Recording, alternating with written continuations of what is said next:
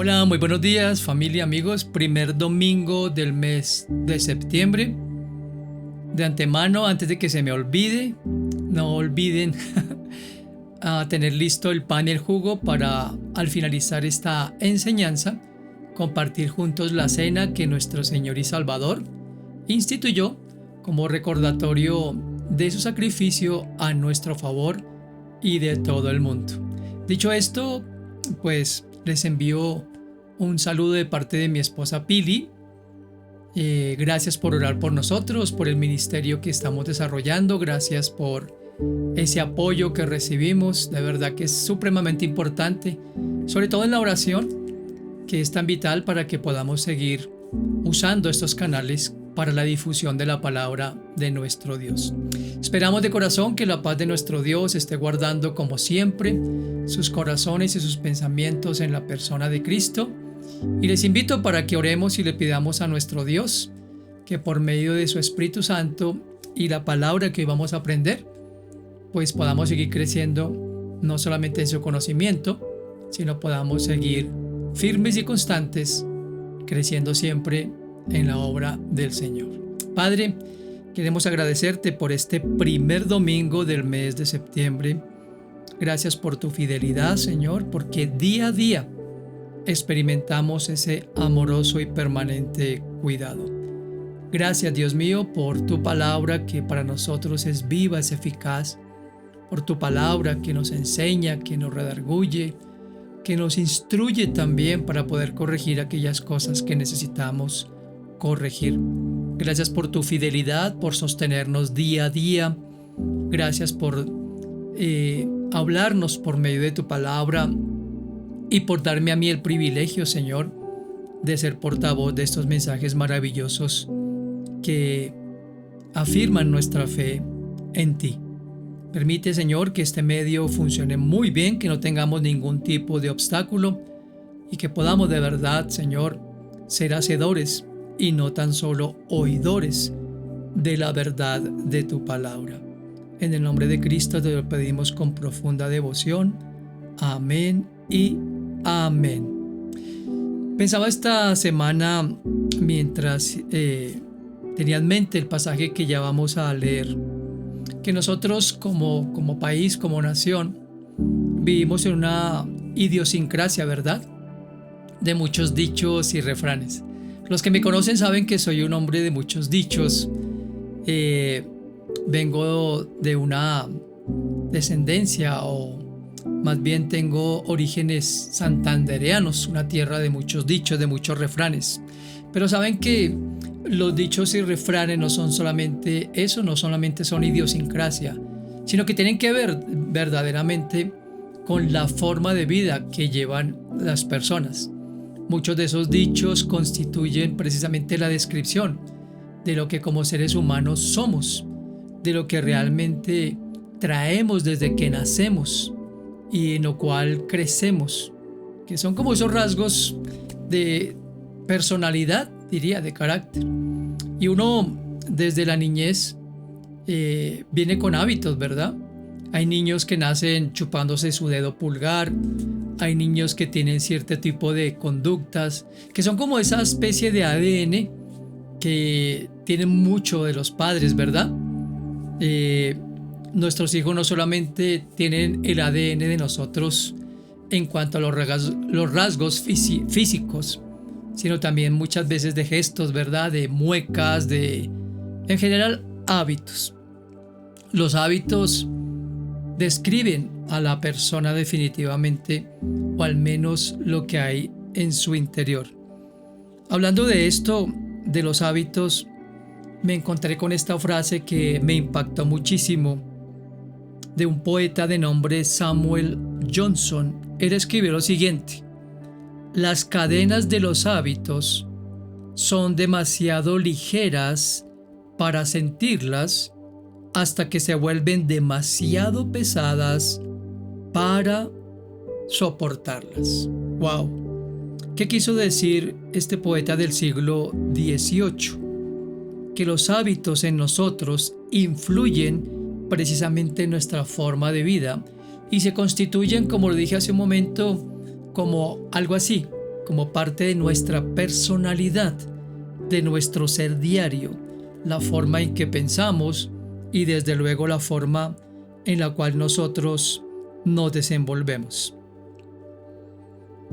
Y me llamó la atención un versículo que quiero compartir con ustedes a manera de introducción que escribió el profeta Jeremías, inspirado por el Espíritu Santo. Miren lo que dice Jeremías 13, versículo 23. Voy a leerlo primero en la versión Reina Valera 60 y luego lo leeré en la traducción en lenguaje actual. Jeremías 13, 23. ¿Mudará el etíope su piel y el leopardo sus manchas? Así también podréis vosotros hacer bien, estando habituados a hacer mal. En la traducción en lenguaje actual, este mismo versículo dice: nadie puede cambiar el color de su piel, ni puede el leopardo quitarse sus manchas. Tampoco ustedes pueden hacer lo bueno, pues solo saben hacer lo malo. ¿Qué nos quiere decir Dios? ¿Qué nos quiere enseñar Dios por medio del profeta Jeremías? Al etíope descrito en este versículo se le reconoce desde luego por su piel oscura y sus características raciales. Y el leopardo también. No existe un leopardo que no tenga manchas. Es lo que caracteriza a uno y otro. Esas son las marcas ineludibles de uno y el otro, que nos permite distinguir, por un lado, el origen, en este caso del etíope, y también de la especie animal, como el leopardo. Esos rasgos son inmodificables y son observables por la forma de cada uno, desde luego. A diferencia de los animales, que son guiados por su instinto, nosotros como seres humanos crecemos por todo lo que nos enseñan, ¿verdad? ¿Cómo aprendimos a hablar? Por repetición, por la influencia que ejercieron nuestros padres y las personas de nuestro entorno, enseñándonos a decir las primeras palabras. Ahora, hay hábitos que desde luego pueden ser provechosos y muchos de ellos definitivamente no lo son. Todo hábito o costumbre siempre requiere de un ejercicio constante, de una práctica permanente, hasta que se convierte en una forma de vida. El diccionario de la Real Academia Española denomina hábito a toda conducta que se repite en el tiempo de una manera sistemática. Debe quedar claro, estoy leyendo textualmente la definición, que un hábito no es una mera conducta asidua, sino que debe ser de un grado de regularidad que se convierte en la vida del individuo. Por extensión, suele denominarse hábito al modo de vida que lleva un individuo. En la palabra de nuestro Dios, un hábito se puede definir como algo que se hace a menudo y por lo tanto suele hacerse con facilidad, porque es un hábito que se adquiere y que forma parte ya de nuestra vida. Todos tenemos hábitos buenos o malos, incluso, como lo cité al comienzo, desde recién nacidos. El mensaje de hoy, desde luego, lo he titulado Buenos hábitos. Quisiera comenzar leyendo en el Evangelio de Lucas, en el capítulo 4, lo que dice el apóstol. Lucas 4, versos 16 al 17, y lo voy a leer también primero en la versión Reina Valera 60. Refiriéndose a Jesús, Lucas escribió lo siguiente: vino a Nazaret, donde se había criado, y en el día de reposo entró en la sinagoga conforme a su costumbre y se levantó a leer, y se le dio el libro del profeta Isaías. Traducción en lenguaje actual, este pasaje de Lucas 4, 16, 17. Después volvió a Nazaret, el pueblo donde había crecido. Un sábado, como era su costumbre, fue a la sinagoga y se levantó a leer. Le dieron el libro del profeta Isaías. Jesús lo abrió y leyó. Como podemos ver, los hábitos no vienen como por arte de magia. Si nosotros deseamos lograr buenos y nuevos hábitos, debemos trabajar con intención y con propósito para que nuestra mente, para que nuestro corazón, primero el corazón desde luego, sea transformado, sea renovado, y asimismo nuestra forma de pensar, y como consecuencia o como fruto se traduzca en acciones o forma de vida. Los hábitos correctos deben ser cultivados, y Jesús, como lo vemos en este pasaje que acabo de leer de Lucas, era desde muy joven alguien habituado a hacer la voluntad de Dios. Y quiero mencionar 3 hábitos buenos que Jesús ejemplificó con su vida y que desea que sean parte de tu vida y de mi vida como parte de su pueblo, como seguidores que somos de Él. Jesús cultivaba permanentemente el hábito de orar con su Padre. Dice Lucas capítulo 5, verso 16. Así que Jesús muchas veces se alejaba al desierto para orar. Me encanta esa traducción porque dice muchas veces. Jesús tenía esa comunión tan estrecha con el Padre y dependía tanto del Padre que dice acá que muchas veces se alejaba.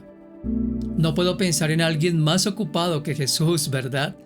Alguien más asediado, más seguido, más solicitado que Jesús. Eran las multitudes, eran sus 12 discípulos que él había elegido inicialmente cuando empezó su ministerio terrenal, y eran los cientos de personas que en cada región de Galilea, de Judea, de Perea, de Decápolis, donde él se movilizaba, siempre había decenas o cientos de personas buscando de él enseñanza, buscando de él precisamente ese sabio consejo que él sabía dar, por supuesto, bajo la guía de Dios. Pero dice acá que Jesús buscaba y se alejaba de las muchedumbres. Muchas veces se alejaba también de ese tiempo con sus discípulos para orar. John MacArthur dijo acerca de la oración lo siguiente: la oración no es un intento de hacer que Dios esté de acuerdo contigo o de que provea para tus deseos egoístas, sino que es una afirmación de su soberanía, justicia y majestad, y un ejercicio de conformar tus deseos y propósitos a su voluntad y su gloria. Me encanta eso que dice aquí John MacArthur, y yo pienso que estaba refiriéndose precisamente a eso que estoy hablando en este momento. Jesucristo no hace absolutamente nada sin contar con el consejo del Padre, sin ir a solas, como lo leímos ya, permanentemente o frecuentemente o como costumbre tenía de orar al Padre. Y Jesús también enseñó a sus discípulos en Mateo capítulo 6, cuando sus discípulos le dijeron: enséñanos a orar. Todos conocemos, y eso lo enseñé hace varios meses cuando hicimos un análisis o una serie de enseñanzas acerca del Sermón del Monte, donde Jesucristo hablaba precisamente de la oración. Si no has escuchado esas enseñanzas, te invito para que las busques aquí en este canal del Pastor Ricardo González Velandia, y ahí está precisamente esas enseñanzas del Sermón del Monte. Pero dice en Mateo capítulo 6, verso 6, que Jesús, después de enseñarles el Padre Nuestro, se mencionaba el versículo 6, donde dice: tú cuando ores, entra en tu aposento y cerrada la puerta, ora a tu Padre que está en secreto. Desde luego, cuando se trata de mi tiempo con Dios, de mi intimidad con Dios, aquí Jesús, como lo hacía Él. Noten que Él está enseñando a sus discípulos algo que era parte de su propia vida, la costumbre, el hábito, la necesidad que Él tenía de dirigirse a su Padre. Quiero preguntarte, ¿haces de la oración lo principal en tu vida cada mañana haces de la oración lo último en tu día al finalizar tu jornada en acción de gracias. He hablado en muchas ocasiones de esta parte tan esencial de nuestra relación con Dios, de nuestro ser como hijos de Dios, que es tan vital para ti y para mí, de orar antes de comenzar cualquier jornada, antes de hacer cualquier cosa, de tomar cualquier decisión y por supuesto terminar el día en acción de gracias.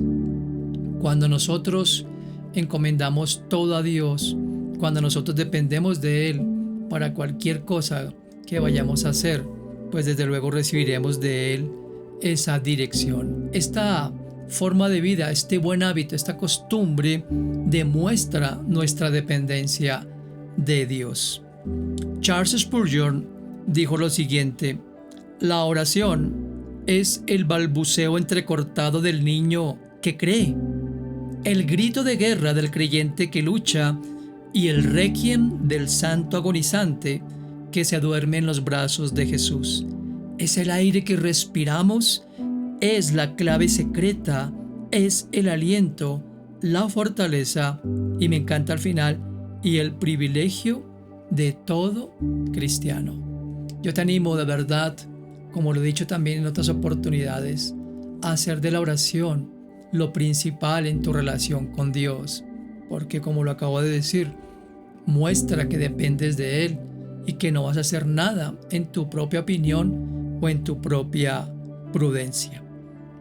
R.C. Sproul dijo: la oración es un ejercicio de pasión y no de indiferencia.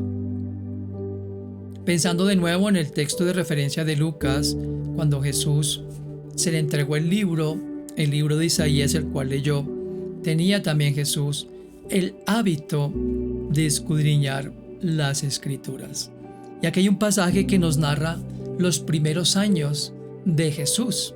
De hecho, solo se narra el nacimiento de Jesús y luego la etapa de su pubertad o adolescencia, que está en Lucas capítulo 2, versos 41 al 52. Acompáñame ahí. Lucas 2, del 41 al 52. Dice: José y María iban todos los años a la ciudad de Jerusalén para celebrar la fiesta de la Pascua. Cuando Jesús cumplió 12 años, mira bien, 12 años. Todos sabemos que Jesús comenzó su ministerio a los 30 años y a los 33 años Él murió por nosotros. Pero a los 12 años iba a la celebración de la Pascua con sus padres, María y José. Dice que al terminar los días de la fiesta, sus padres regresaron a su casa, pero sin que se dieran cuenta, Jesús se quedó en Jerusalén. José y María caminaron un día entero pensando que Jesús iba entre los compañeros de viaje. Después lo buscaron entre los familiares y conocidos, pero no lo encontraron. Entonces volvieron a Jerusalén para buscarlo. Al día siguiente encontraron a Jesús en el templo, en medio de los maestros de la ley. Él los escuchaba con atención y les hacía preguntas. Pensaba leyendo este relato, un chiquillo de apenas 12 años debería estar jugando con otros chicos de su misma edad, ¿verdad? O haciendo las cosas que cualquier niño de esa edad hacía. Pero aquí dice que a esa edad estaba en el templo escuchando a los maestros y haciéndoles preguntas. Dice el verso 47 que todos estaban admirados de su inteligencia y de las respuestas que daba a las preguntas que le hacían. Sus padres se sorprendieron al verlo y su madre le reclamó: hijo, ¿por qué nos has hecho esto?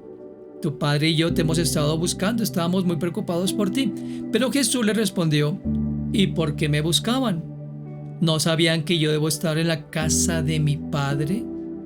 Ellos no entendieron lo que quiso decirles.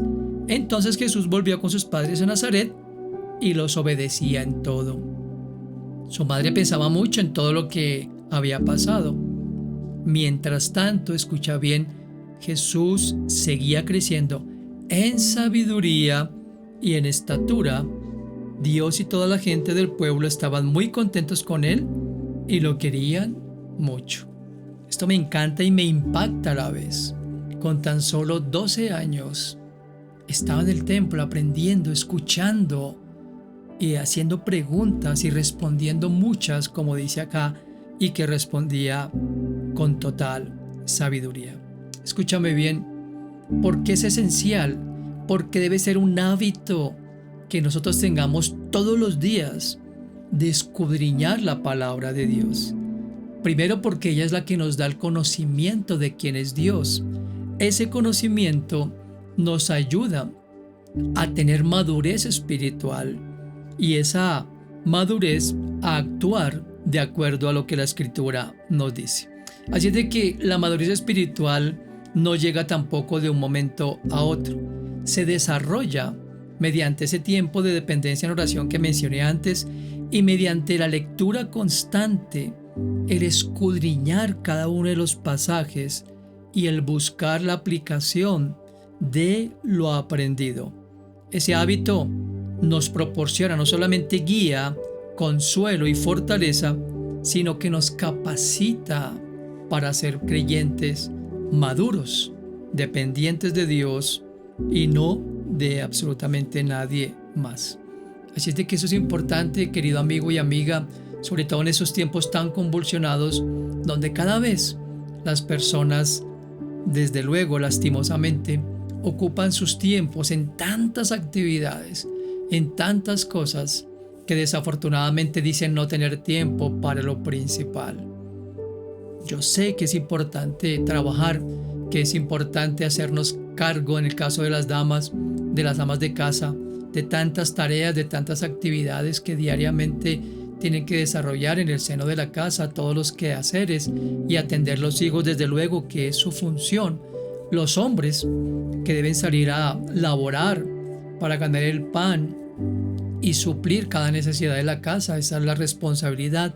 Pero no dejemos que tantas cosas destruyan ese momento con Dios, o más bien impidan que tengamos ese momento con Dios en oración y en el estudio de la palabra de nuestro Dios.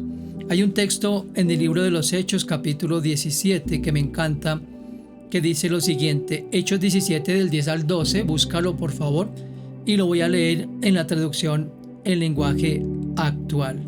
Repito, Hechos 17, versos 10 al 12. Los seguidores de Jesús enviaron a Pablo y a Silas a la ciudad de Berea. Cuando ellos llegaron allá, fueron a la sinagoga. Los judíos que vivían en esa ciudad eran más buenos que los judíos de Tesalónica. Escucharon muy contentos las buenas noticias acerca de Jesús y todos los días leían la Biblia para ver si todo lo que les enseñaban era cierto. Muchos de esos judíos creyeron en Jesús y también muchos griegos, tanto hombres como mujeres. Esos griegos eran personas muy importantes en la ciudad. Ahí está entonces el beneficio para ti y para mí del estudio bíblico de cada mañana. Conocimiento de Dios, crecimiento espiritual, fortaleza ante la tentación y la guía y dirección que necesitamos a diario. Es lo que necesitamos todos, y no solamente durante el tiempo de conversión o de crecimiento.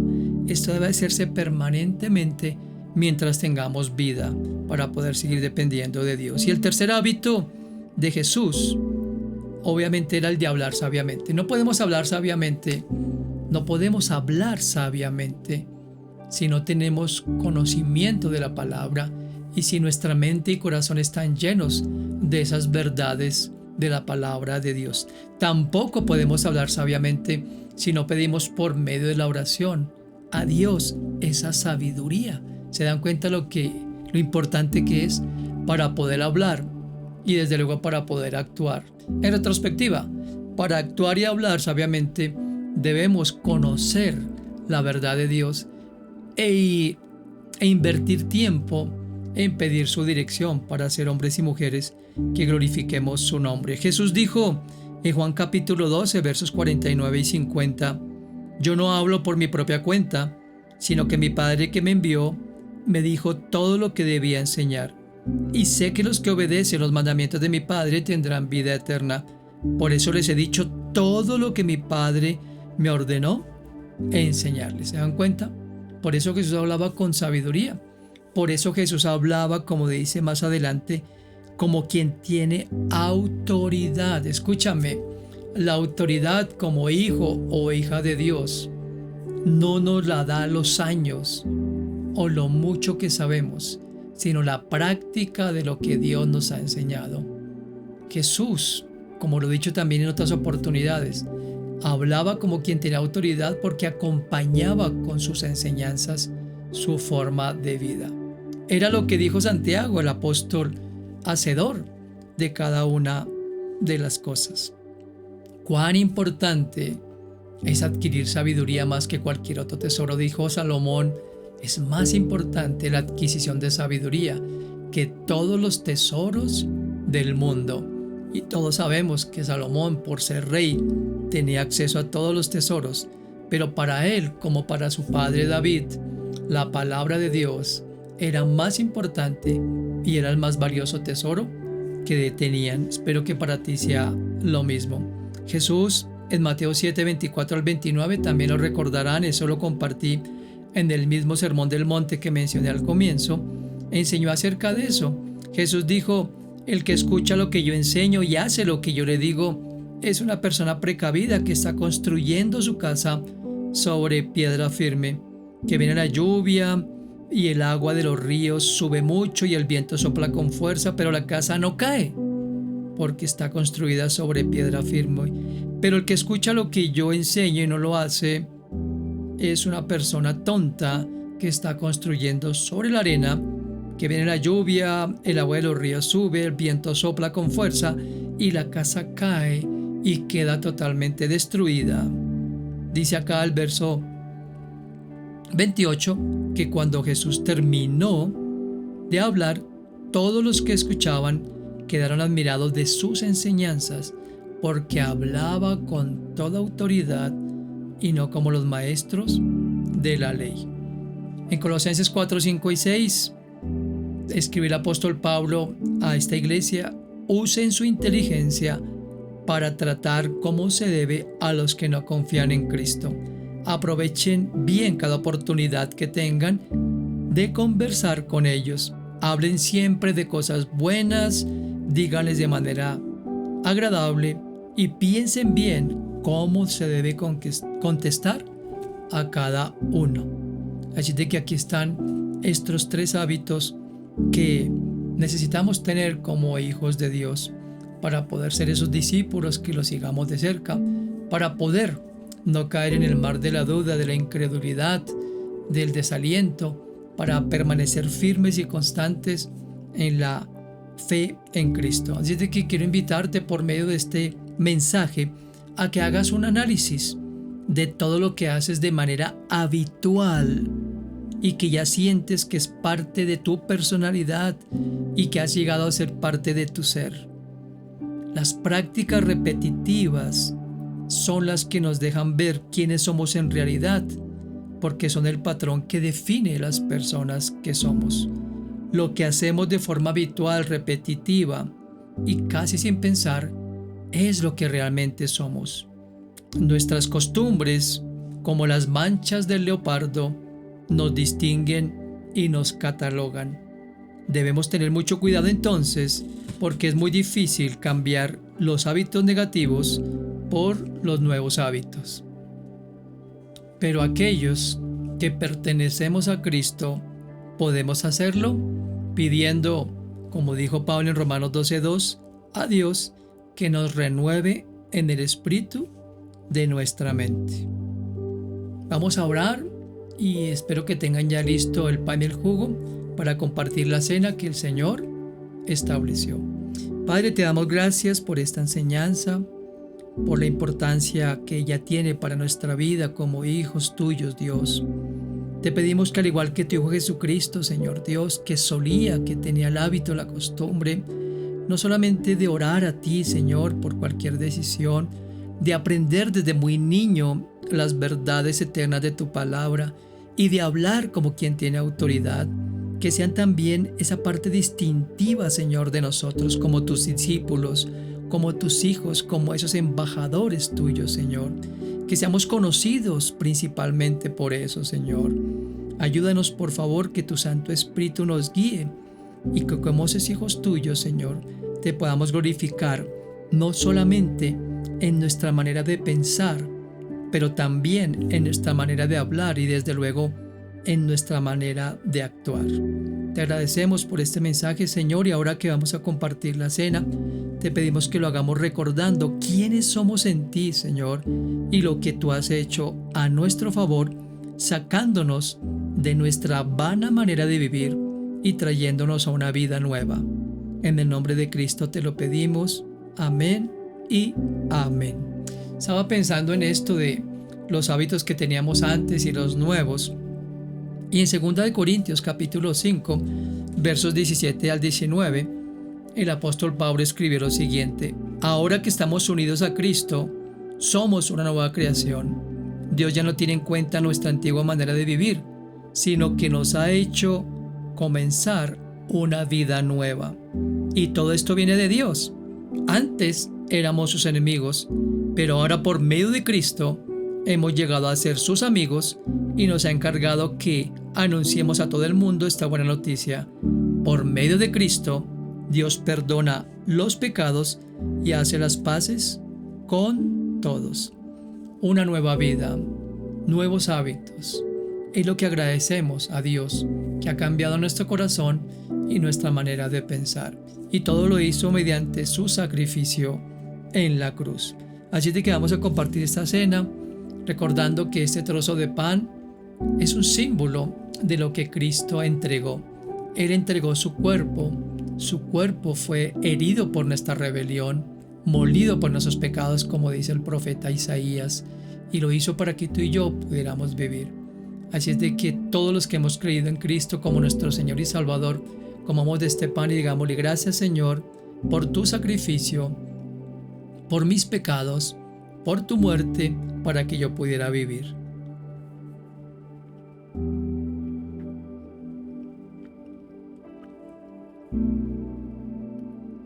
Esta copa contiene el jugo que representa la sangre que Cristo derramó por nuestros pecados.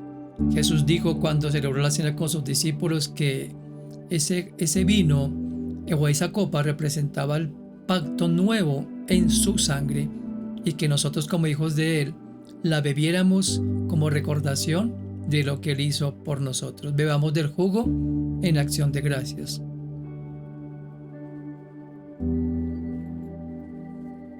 El apóstol Pablo en su primera carta a los Corintios capítulo 11 dijo que cada vez que nosotros comamos del pan y bebemos de la copa, la muerte de Jesús anunciamos hasta que Él venga.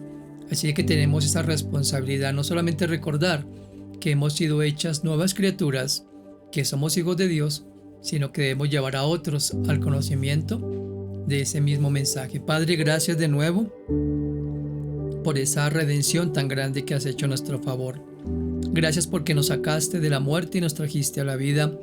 Gracias por pagar por nuestros pecados, por morir en nuestro lugar en la cruz, y porque por medio de tu muerte nos aseguras el perdón absoluto de los pecados y la garantía de una vida eterna en el cielo. Ayúdanos, Señor, a poder anunciar este mensaje a toda persona, Señor, que conozcamos, aquellos que están como nosotros estuvimos antes, muertos en sus delitos y pecados, para que conozcan que en ti hay salvación y hay vida eterna.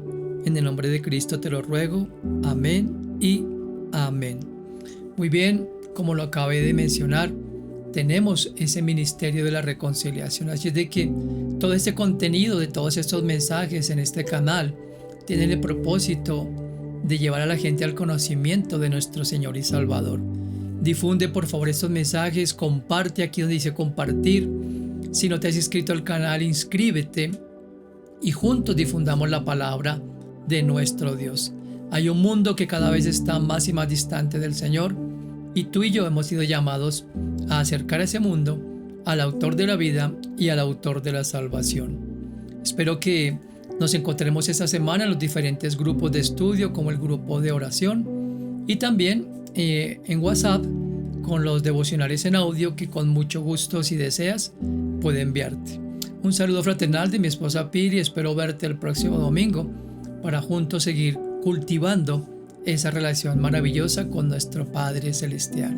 Hasta pronto, muchas bendiciones, una excelente semana y que la paz del Señor continúe guardando sus corazones y sus pensamientos en Cristo.